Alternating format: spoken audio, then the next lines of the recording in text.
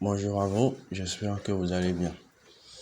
Comme annoncé dans le canal, je vais faire quelques vidéos cette semaine, d'accord, qui va parler en fait des sessions, des tendances, euh, des confirmations d'entrée, voilà, et aussi de la liquidité. Alors, euh, pour cette fois, on va parler d'abord, d'accord, des sessions, ok, session asiatique, section de London, voilà. Alors, d'abord par rapport aux sessions, ok, euh, nous allons voir ici, nous avons quatre types de sessions à ce niveau. Sinon, il y en a plusieurs, hein, mais celui-là qu'on utilise plus là, d'accord, c'est souvent trois. Même Sydney que vous voyez à ce niveau, on ne l'utilise pas trop, d'accord, on ne l'utilise pas trop. Bon, je ne vois presque même pas chez les traders, d'accord, utiliser la session de Sydney, d'accord. Les plus récurrents sont Tokyo, Londres et New York. Alors, euh, qu'est-ce que je veux dire par là? Là, maintenant, c'est les sessions, d'accord, à GMT plus zéro. Donc, si vous êtes dans un pays donné, d'accord, si vous êtes dans un pays donné, vous adaptez le GMT, d'accord, à ces heures-là, d'accord. Moi, je suis au Bénin maintenant, d'accord. Euh, Comment dirais-je? Voilà, je suis au Bénin. Tokyo. Si Tokyo, chez moi, c'est GMT plus un.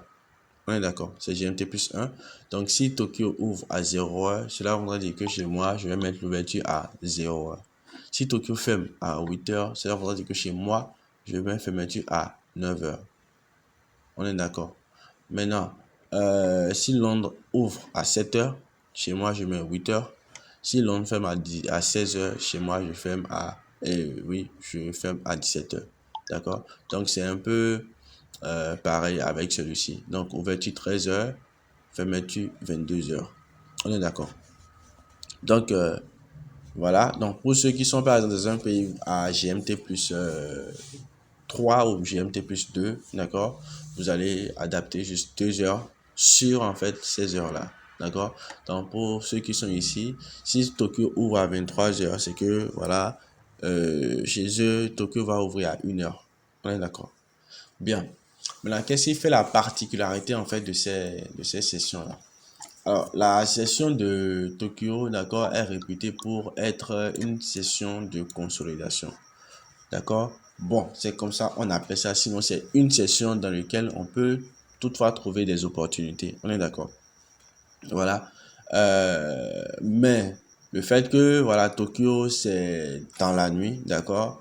Beaucoup préfèrent aller dormir. On est d'accord? Même moi qui suis ici, aller dormir que souvent de rester, d'entraîner dans la nuit, la journée. Voilà. Après ça, on n'a plus de temps de sommeil, quoi. Vous voyez? Donc, ce qui fait que, comment dirais-je, ce qui fait qu'on laisse souvent Tokyo, d'accord, comme une session de consolidation. Et aussi, vous allez voir que pendant cette session-là, d'accord, soit, ici par exemple, le marché est consolidé de cette manière, soit le marché fait ceci, d'accord. Donc, le marché fait ce qu'il veut, enfin. On est d'accord. Donc, c'est un peu ça. Donc, durant cette session, on est d'accord, il y a moins de trades. Ouais, d'accord. Durant cette session, il y a moins de trades. Ce qui veut donc dire quoi? Que beaucoup sont déjà en train de dormir et tout, d'accord? Ce qui veut dire qu'en fait, à Tokyo, il fait déjà jour. Donc, eux, leur bourse ouvre, d'accord, à partir de ces heures-là. Donc, en ce moment, ils seront en train de faire les transactions et tout ça. Bon, bref.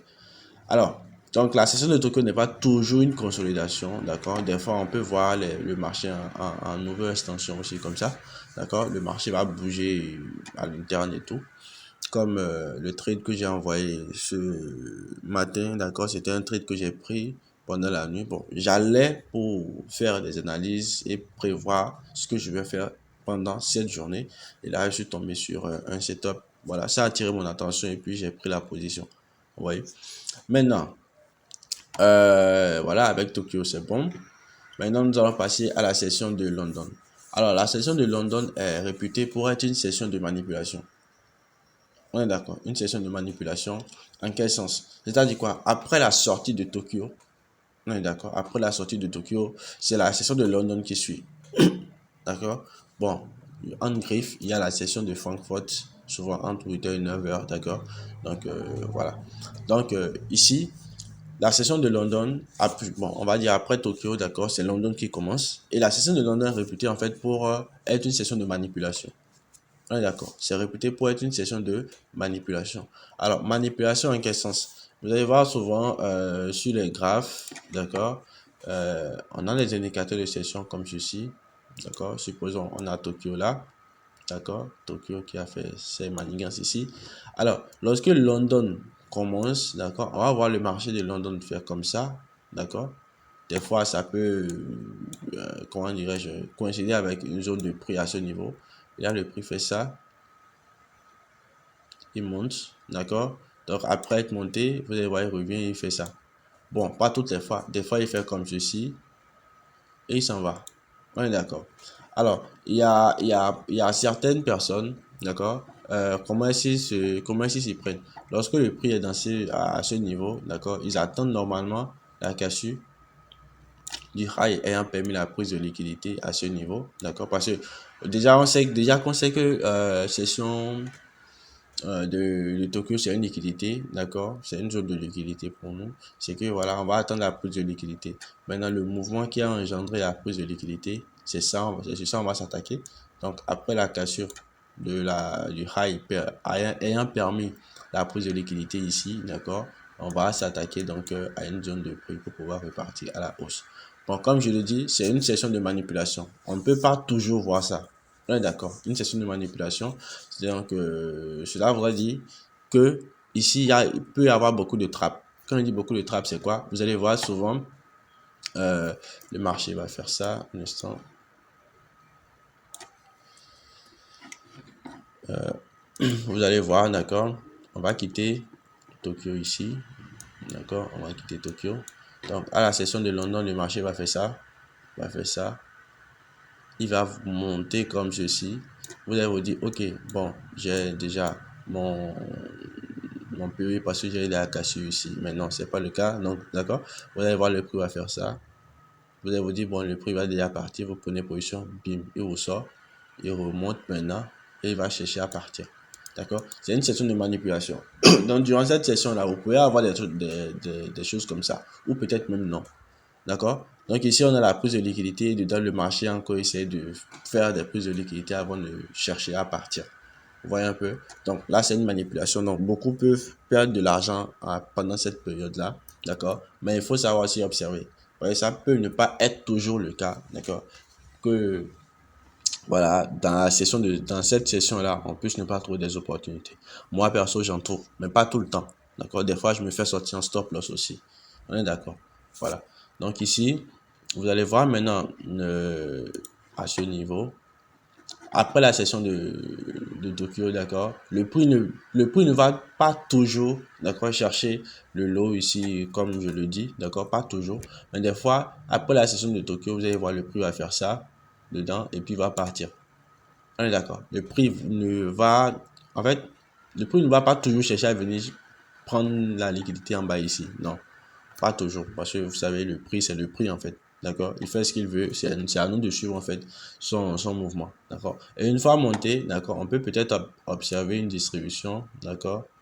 Une distribution. Voilà. Et là, entrer en position. Vous voyez, durant durant ce moment-là, d'accord?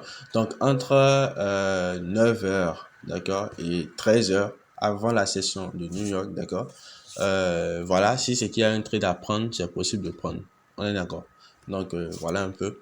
Alors, c'est une session de manipulation, donc il faudrait faire beaucoup attention à ce niveau-là. Donc, en tout cas, pour ceux qui traitent l'euro USD, il y a des fois où GBP-USD, oui, où le GBP-USD, il y a des fois où on peut trouver des opportunités dans la session de London, d'accord? Et avec la session de New York, on va plutôt faire une continuation de tendance. On est d'accord? Donc voilà. Maintenant, la session de New York maintenant, d'accord? La session de New York est réputée pour être une session de distribution. D'accord? Une session de distribution. Je veux dire quoi par distribution? C'est-à-dire quoi? Une session où le marché va bouger en fait. D'accord? Une session où le marché va bouger, mais c'est pas toujours que ça bouge ça bouge, d'accord? Donc vous comprenez ce que je veux dire. Donc c'est pas toutes les fois que le marché bouge comme ça, mais quand même durant la session de New York, d'accord? Donc la session qui commence juste après la session de London.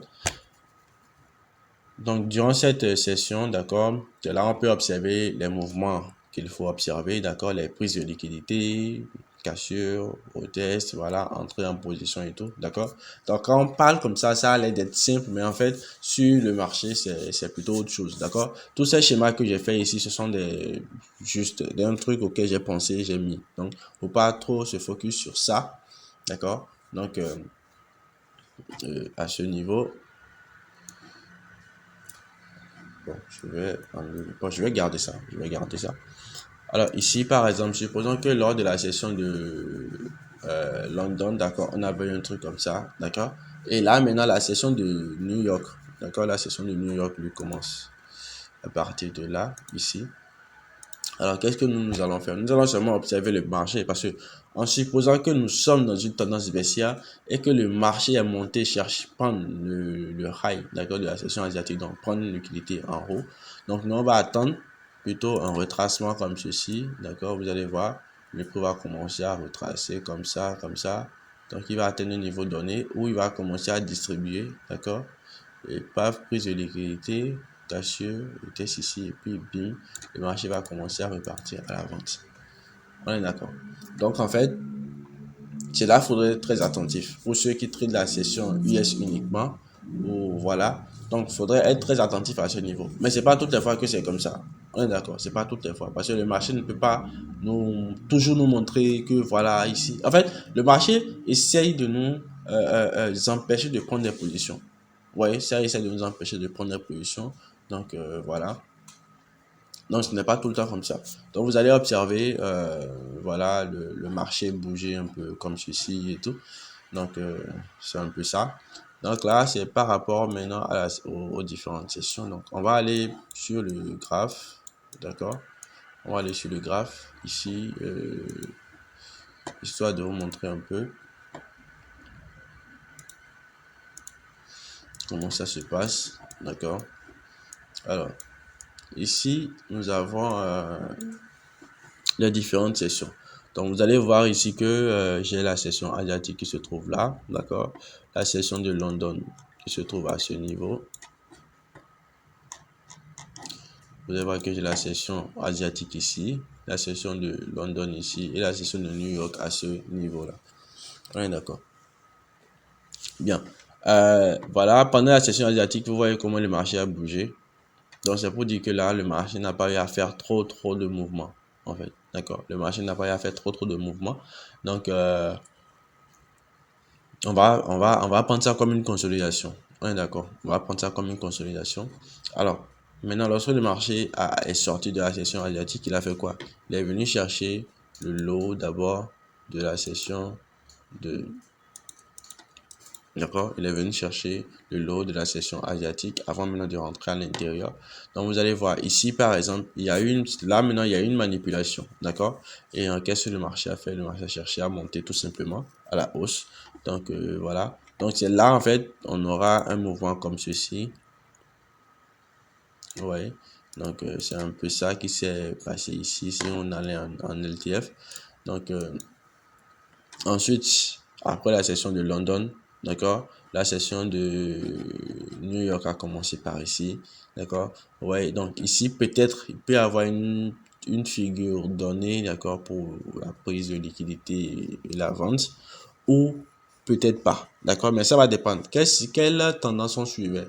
Parce qu'il faudrait voir la tendance qu'on suit, faudrait trader en fait avec la tendance. D'accord? Et non souvent contre la tendance. Bon, on peut aller contre la tendance si il y a une opportunité court terme. D'accord? Mais à long terme, on reste toujours en position de tendance du marché. On est d'accord. Donc ici, en fait, le marché suivait une tendance haussière. Donc ce qui a fait que la session de New York ici, d'accord, a plutôt... Vous voyez, vous avez dit que le marché ne nous montre pas toujours ce qu'on veut voir. D'accord? Donc le marché a montré plutôt quelque chose pas souvent tradable, d'accord? Donc, un truc comme ceci. En LTF, moi, perso, ce jour-là, j'avais pas trouvé de trade, d'accord, à prendre. Mais en fait, moi, je suis seulement entré sur coup de tête et voilà, le marché est parti, il est monté. Donc, voilà. Le trade est dans le canal, d'accord, pour ceux qui vont pas croire à ce que je dis. En tout cas, le trade est dans le canal, j'avais balancé ça. Alors, voilà, ici, voilà, c'est fini. Là, par exemple, d'accord, vous allez voir ici, nous avons la session asiatique aussi. Donc, je vous avais dit que ce n'est pas toujours, euh, comment dirais-je, une consolidation. Donc, ici, vous voyez, le marché a fait une nouvelle extension. Donc, le marché est monté, il a cherché à casser maintenant comment je vais dire, le high de la session asiatique. Vous voyez, après la cassure du high, regardez ce qui s'est passé. Il a cassé là, d'accord? Donc, entre 8h et 9h ici, d'accord? On a eu quoi? On a eu une prise de ce equal high là, d'accord? On est d'accord que c'est une equal high. Donc, là, la prise de liquidité là, et le marché a vendu. Maintenant, où se trouve maintenant le lot qui a permis de chercher la liquidité là? Donc, c'est ça, ça se trouve ici. Donc, on va attendre la cassure, chose que le marché a fait. Et là, le prix se retourne où? Normalement, le prix doit se retourner sur les son order block ici, d'accord? Son order block là, voilà.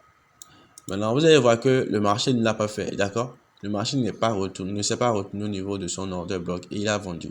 Alors, pour ceci, je vais faire une vidéo dessus, d'accord? Sur comment prendre les trades avec les sessions et tout. Et voilà. En fait, avec les sessions là, d'accord? Pour ceux qui veulent faire de l'AMD et faire de l'intraday avec, les imbalances ne sont plus trop vues comme des zones où le prix va venir, disons, tester, revenir sur l'order bloc et repartir. Non, les imbalances sont plutôt vues maintenant comme des points d'entrée. D'accord? Pas toujours, pas à tous les niveaux, mais ils sont beaucoup plus vus comme points d'entrée au lieu d'être une zone de liquidité. On est d'accord? Donc, une vidéo dédiée à ça, je vais le faire peut-être dans la semaine, d'accord? Et vous allez mieux comprendre. Donc, en fait, vous allez voir, pour ceux qui me suivent dans le canal, d'accord, j'ai l'habitude de prendre des trades sur des imbalances, d'accord. Certains m'ont posé la question et je leur ai répondu de la même manière, d'accord. Donc, ici, vous allez voir le prix a réagi sur l'imbalance et il a vendu. On est d'accord. Bien. Maintenant, la session de New York, je vous ai dit que le marché ne nous montre pas toujours ce qu'on veut voir, d'accord. Donc, c'est le cas ici. Donc, vous allez voir que voilà, le marché a fait ses manigances et tout. Donc ici, c'était resté comme une consolidation. Donc ici, ça doit être un vendredi ici. Donc ici, l'ouverture un lundi et voilà, le marché est monté. Bref. Donc voilà, avec les sessions. Donc c'est à vous d'aller voir, d'accord, de paramétrer, d'observer un peu comment le marché bouge, d'accord. Donc session asiatique ici. Qu'est-ce qu'on a là? Vous avez vu, après la session asiatique, le marché est sorti, mais n'est pas allé chercher le lot de la session asiatique. Donc, directement, il a fait quoi? Il est monté. Et là, après être monté, vous voyez, il a distribué ici. Donc là, distribué. Est-ce qu'on aurait eu de setup? Bon, ça, je ne sais pas. Ça va dépendre de comment est-ce qu'on observait le marché et aussi de quelle tendance le marché suivait. Alors, bien ici, vous allez voir que les sessions de London, les sessions de Tokyo ont eu tous, d'accord, un même lot. Et là, mais la session de New York vient départager en faisant quoi? En prenant maintenant la liquidité en dessous, d'accord? En prenant la liquidité en dessous avec cette petite miche là, d'accord? Maintenant, le high qui a permis au prix de venir chercher cette liquidité là, d'accord, de venir chercher ce petit lot là, se trouve à ce niveau là, d'accord. Donc ici, nous avons eu un choc. Nous avons eu un choc normalement là, d'accord. Donc après ce choc, vous avez vu, on avait un PE ici, d'accord. On avait un order bloc là, mais le prix s'est arrêté où? Sur l'imbalance, d'accord. Sur l'imbalance. Donc beaucoup auraient pu rater un trade comme ça, d'accord. Donc, le prix s'arrête au niveau de l'imbalance et là, il commence à monter. En fait, je vous ai dit, l'imbalance est plutôt vu maintenant comme un point d'entrée, d'accord? Donc, mais lorsque l'imbalance est très grand, non, il faut pas aussi abuser. Lorsque l'imbalance est très grand, cela ne voudrait pas dire que une fois les prix dedans en même temps, il faut entrer en position. Non. Vous savez qu'avec le smart money, en fait, on essaie de réduire, d'accord, le risque autant que possible. Donc, il faudrait pas aussi abuser, en fait, avec ça. Donc, si c'est que l'imbalance est très, très, très, très grand, d'accord, je vous montre un exemple. Voilà. D'accord. Imaginez par exemple le prix vient, il casse le lot qui a permis la prise de liquidité. Désolé, la prise de liquidité, d'accord. Donc, on va entrer ici, on va mettre notre stop loss ici. Non, oui aussi. Ouais. Donc, faudrait savoir comment gérer. Donc, faudrait peut-être attendre si éventuellement il y a pas autre trade, d'accord, que le marché t'ait montré. Donc, vaut mieux rester à l'écart en fait. D'accord, vaut mieux rester à l'écart. Et donc, voilà, par rapport aux sessions, je pense que j'ai tout imbriqué. Je pense que j'ai tout imbriqué, d'accord. Donc après, ici, c'est juste un aperçu des sessions, d'accord. Comment est-ce que ça se comporte et tout. Donc après, je vais faire une vidéo pour maintenant, d'accord. Disons une vidéo sous forme de backtest aussi, pour pouvoir vous montrer comment prendre des positions avec, comment dirais-je, les sessions, d'accord, pour faire de l'intraday. Donc j'espère que cette vidéo vous aura plu et à très bientôt.